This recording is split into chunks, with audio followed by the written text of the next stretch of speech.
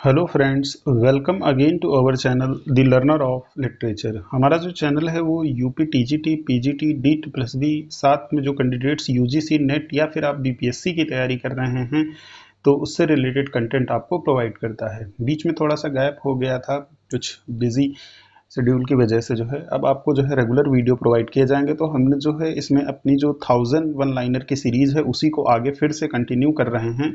इसमें इससे पहले के जो वीडियोस हैं टोटल आई थिंक 15 वीडियोस आपको मैं प्रोवाइड कर चुका था। उसमें 636 वन लाइनर्स आपको प्रोवाइड किए जा चुके हैं। अब आगे के जो है हम वीडियोस को जो है आगे जो आपके वन लाइनर्स हैं उनको स्टार्ट कर रहे हैं। ये जो वन लाइनर्स हैं these are very helpful for the candidates who are preparing for PGT and UGC NET. अभी आपको पता है जून में यूजीसी नेट का भी एग्जाम होगा, तो अगर आप इसको पढ़ते हैं तो बहुत ही कम समय में आपको जो है अच्छा रिवीजन हो जाएगा। तो चलिए स्टार्ट करते हैं अपना वीडियो। सबसे पहले देखिए आपका जो है यहाँ पे 637 क्या लिखा हुआ है। The review originally titled a review of affairs of France is a periodical journal started by Daniel Defoe and published thrice a week. अब यहाँ पर आपको पता है कि जो रिव्यू है एक मैगजीन थी, पीरियोडिकल मैगजीन थी जो है, और ये जो है स्टार्ट किसने किया था, तो इसे स्टार्ट किया था डैनियल डिफो ने, ठीक है ना। और ये जो है एक वीक में कितनी बार पब्लिश होती थी, 3 बार, यानी कि जो है एक वीक में 3 बार इसका पब्लिकेशन होता था। और इसका जो ओरिजिनल टाइटल था वो क्या था, ये भी एग्जाम में पूछा जाता है कई बार, a review of affairs of the France. तो ध्यान रखिए, रिव्यू जो आपका जर्नल है वो किसने स्टार्ट किया, डैनियल डिफो ने। और ये जो है एक वीक में 3 बार पब्लिश होता था। साथ साथ में जो इसका ओरिजिनल टाइटल था वो था अ review of affairs of the France, ठीक है। ओके, आगे बढ़ते हैं। नेक्स्ट जो हमारा पॉइंट है वो क्या है, the Tatler is a periodical started by Richard Steele. बहुत पूछा जाता है ये भी कि जो टैटलर है ये किसने, ये पीरियोडिकल किसने स्टार्ट किया था, तो ये स्टार्ट किया था आपका रिचर्ड स्टील ने। आगे देखते हैं नेक्स्ट पॉइंट हमारा क्या है, Wycliffe translated the Bible into English from Latin. बहुत इंपॉर्टेंट पॉइंट है। जॉन वाइक्लिफ ने जो है जो बाइबल है उसका ट्रांसलेशन इंग्लिश में किया था। और इन्होंने किस लैंग्वेज से इंग्लिश में ट्रांसलेशन किया था, तो लैटिन से इंग्लिश में ट्रांसलेशन किया था। ये बहुत ही इंपॉर्टेंट पॉइंट है आपका। फिर उसके बाद जो है देखिए, बेकन रोट 58 एसेज। अगर जो है टोटल देखिए, जो है जो फ्रांसिस बेकन थे उन्होंने टोटल कितने एसेज लिखे, तो इन्होंने टोटल जो है नंबर ऑफ एसेज लिखे थे 58।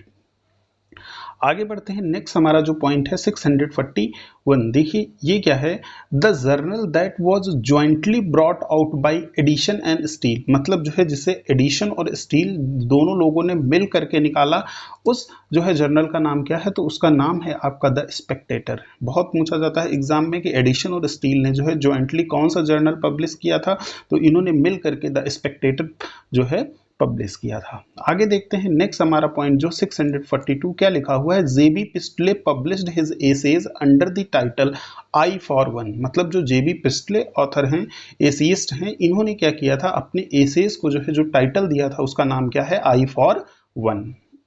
आगे देखिए इंपॉर्टेंट क्वेश्चन है जो हमारे टीजीटी के एस्पिरेंट्स हैं उनके लिए, कि AG Gardiner published his essays under the title Alpha of the Plough. मतलब जो है एजी गार्डिनर का जो निक नेम था वो क्या था, अल्फा ऑफ द प्लो, ठीक है। और इन्होंने जो है अपने जो जो एसेज पब्लिश किए थे उसे भी alpha of the plough title दिया था। तो दोनों पॉइंट्स आप याद रखिएगा, कई बार एजी गार्डिनर का निक नेम पूछा जाता है तो ये आपका अल्फा ऑफ द प्लो, और साथ में जो है जो इन्होंने जो है एसेज अपने पब्लिश कराए वो अल्फा ऑफ द प्लो नाम से ही पब्लिश कराया था।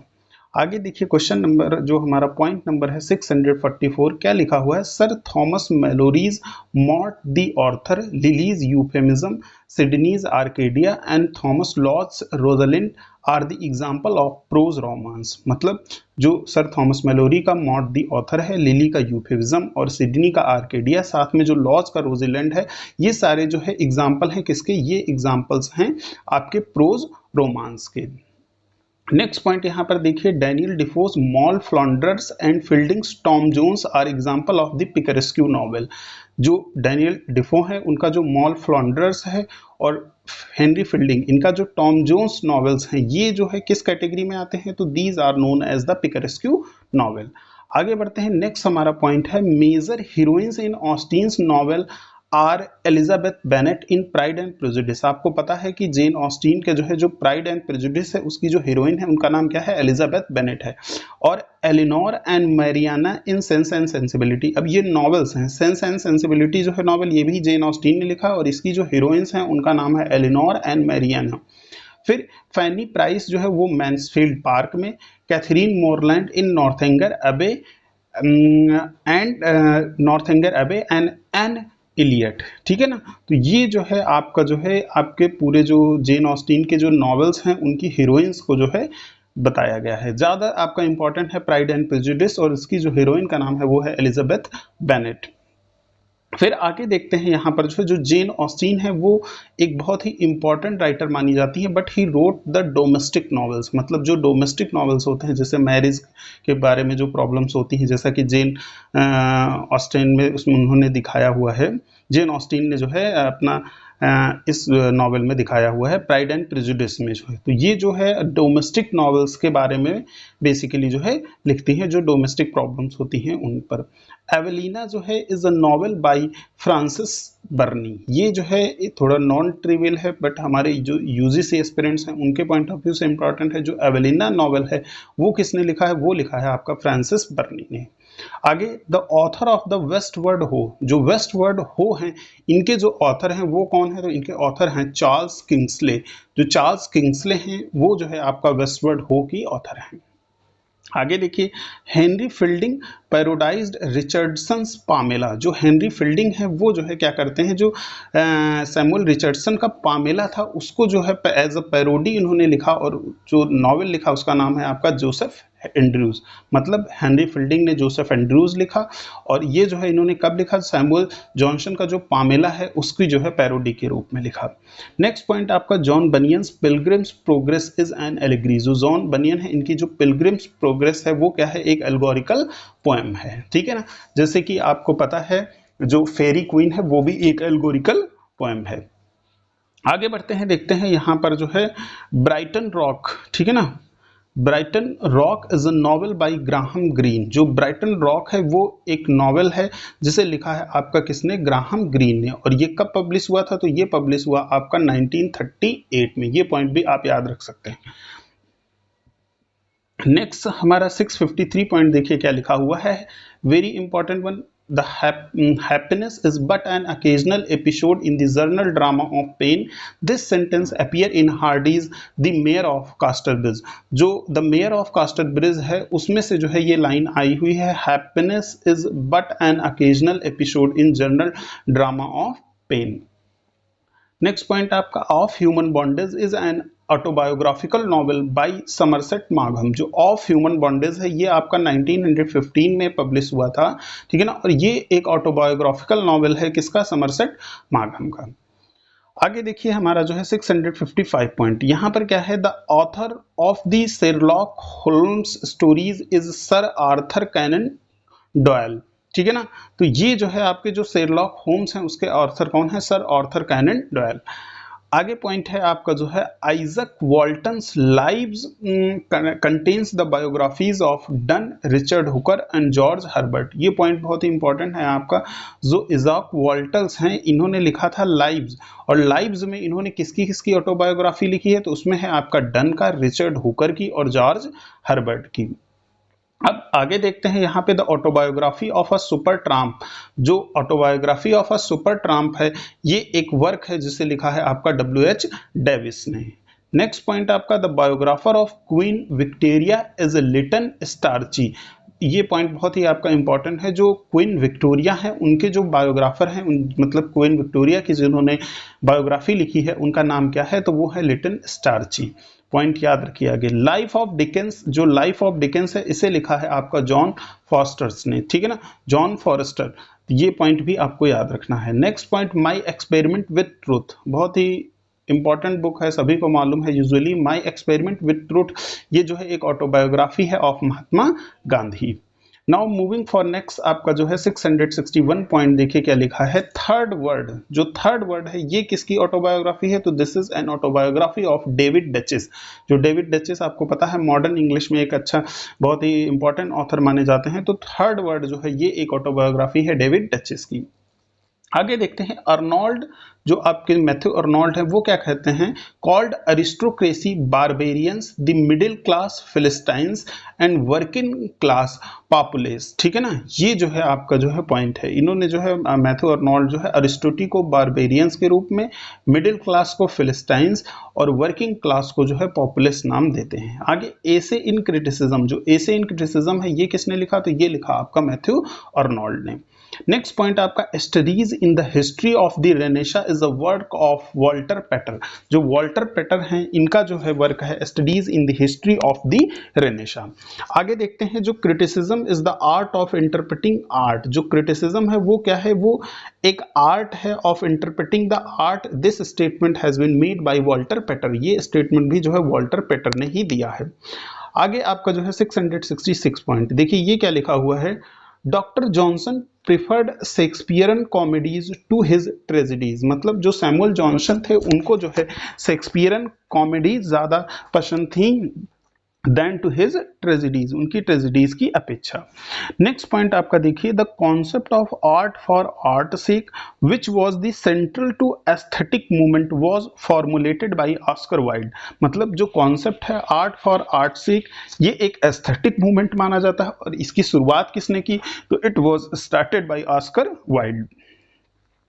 फिर आगे देखते हैं यहां पर जो है art for arts sake was a rejection of view upheld by Matthew Arnold and Walter Pater that art should be moral and useful to human life. मतलब जो आर्ट फॉर आर्ट सेक है वो क्या था, वो आपका जो है was a rejection of the view uphold two by Matthew Arnold. मतलब जो है आर्ट फॉर आर्ट सेक जो है इसको जो है रिजेक्ट किया गया वॉल्टर पेटर ने, जो कि एक व्यू था किसका, मैथ्यू अर्नोल्ड का। तो Walter Pater that art should be moral and useful to human life. मतलब जो है वॉल्टर पेटर ये कहते थे कि जो आर्ट होनी चाहिए वो मॉरल होनी चाहिए और साथ साथ में जो है ह्यूमन लाइफ के लिए जो है इंपॉर्टेंट होनी चाहिए। मतलब जो इनका व्यू था वो क्या था, आर्ट फॉर लाइफ सेक। मतलब जो आर्ट होनी चाहिए वो जीवन देने वाली होनी चाहिए।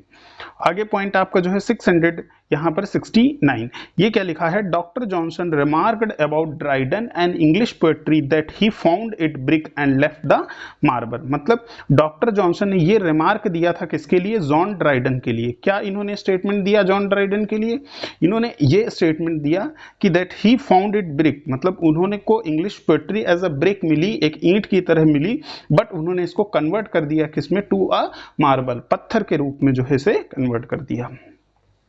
अब आगे जो हमारा पॉइंट है यहाँ पे 670 देखिए क्या लिखा है, the term new criticism was popularised by the publication of the book new criticism. ये बहुत ही इंपॉर्टेंट बुक है मॉडर्न इंग्लिश लिटरेचर में। जो न्यू क्रिटिसिज्म टर्म है इसको पॉपुलर किया गया या किस बुक के द्वारा, द न्यू क्रिटिसिज्म। और जो ये द न्यू क्रिटिसिज्म बुक है it has been written by John Crowe Ransom. John Crowe Ransom ने ये बुक लिखी और ये पब्लिश हुई थी आपका 1941 में। बिल्कुल आप याद रखिए, इंग्लिश लिटरेचर में कहीं भी ये क्वेश्चन पूछा जा सकता है, यूजीसी नेट में, पीजीटी में आपका ये क्वेश्चन आ सकता है। आगे देखिए यहां पर जो है आपका नेक्स्ट पॉइंट है, the figure of speech of in which two things are treated as one while comparing them is called metaphor. मतलब जो है एक ऐसा फिगर ऑफ स्पीच जिसमें दो चीजों को बिल्कुल एक ही जैसे जो है ट्रीट किया जाता है, तो वहां पे जो आपका फिगर ऑफ स्पीच होता है वो होता है आपका metaphor. Life is like a dream is an example of simile. अब आपको बहुत ही सिंपल सा क्वेश्चन है, एज सो लाइक जहां पर आपको दिख जाए वहां पर जो है आपका ये कंपेरिजन हो रही हो बट वर्ड्स यूज हो रहे हो एज सो लाइक, तो वहां पर आपका जो है कौन सा फिगर ऑफ स्पीच होता है, वहां पर होता है आपका सिमिली। तो यहाँ पे देखिए life is like a dream, like word आ गया, इट मीन्स दैट ये जो है कौन सा फिगर ऑफ स्पीच है, तो आपका सिमिली। नेक्स्ट पॉइंट हम यहाँ पे 673 क्या है, the figure of speech in which lifeless object और abstract ideas are spoken as having life and mind is called personification. मतलब एक ऐसा फिगर ऑफ स्पीच जिसमें लाइफलेस ऑब्जेक्ट, जिनमें जान नहीं है, या फिर जो एब्स्ट्रैक्ट आइडियाज हैं उनको ऐसे ट्रीट किया जाता है जैसे कि उनमें जीवन हो या फिर उनमें जान हो, तो हम उसे कहते हैं आपका पर्सोनिफिकेशन। ठीक है, अब जो है आगे का आपका जो पॉइंट है यहाँ पे 674, थोड़ा और कर लेते हैं, थोड़ा वीडियो बड़ा हो जाएगा बट आपको रिवीजन के पॉइंट ऑफ व्यू से जो है काफ़ी इंपॉर्टेंट होगा। अब यहाँ पर नेक्स्ट आपका जो है experience is the best teacher. अब एक्सपीरियंस क्या है, ये एक एब्स्ट्रैक्ट आइडिया है और इसको जो है ट्रीट किससे कंपेयर किया जा रहा है, टीचर से।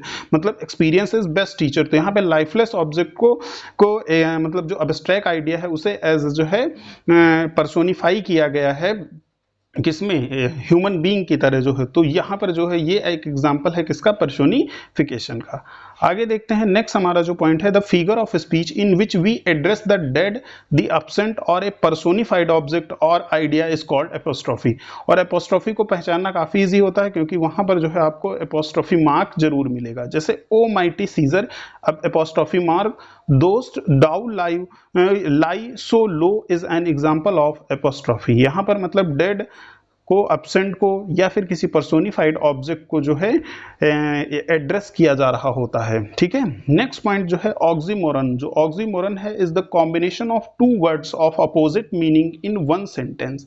मतलब जैसे कि लव इज बिटर स्वीट, तो यहाँ पे जो है जब कभी भी जो दो अपोजिट वर्ड्स बिल्कुल साइड बाय साइड आ जाएं, बिटर स्वीट, तो बिटर भी है और स्वीट भी है, यानी कि ये जो है क्या है, opposite words are put together, that's why ये वहां पर आपका जो है ऑक्सीमोरन होता है।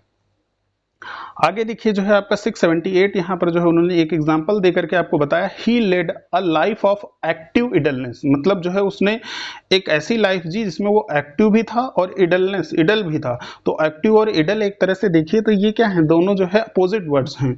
तो यहाँ पर जो एग्जाम्पल है ये कौन सा फिगर ऑफ स्पीच है, ऑक्सीमोरन है। आई थिंक आपको ये बात समझ में आ रही होगी कि जब कभी भी जो है दो opposite words side by side रखे हों, मतलब जो है बिल्कुल उनके अर्थ बिल्कुल एक दूसरे से जो है कॉन्ट्रेरी हों, ठीक है ना, तो वहां पर आपका ऑक्सीमोरन होता है। नेक्स्ट पॉइंट 679, देखिए क्या लिखा है, the figure of speech in which a statement is made